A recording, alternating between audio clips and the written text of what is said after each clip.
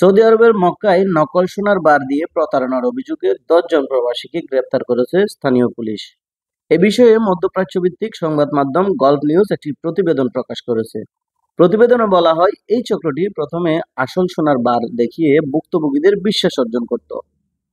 পরে বড় অঙ্কের অর্থের বিনিময়ে নকল সোনার বার বিক্রি করে তাদের প্রতারণার ফাঁদে ফেলত।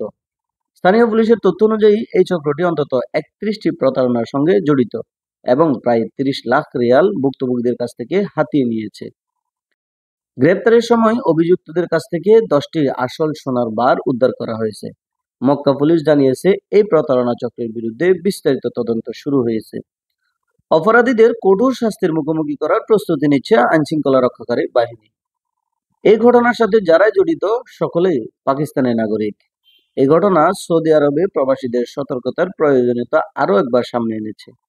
প্রতারণার অভিযোগে কঠোর ব্যবস্থা নিয়ে অপরাধ নির্মূলের লক্ষ্যে সক্রিয় রয়েছে দেশটির প্রশাসন। তহিদুল ইসলাম সোহাগ, আরব বাংলা নিউজ।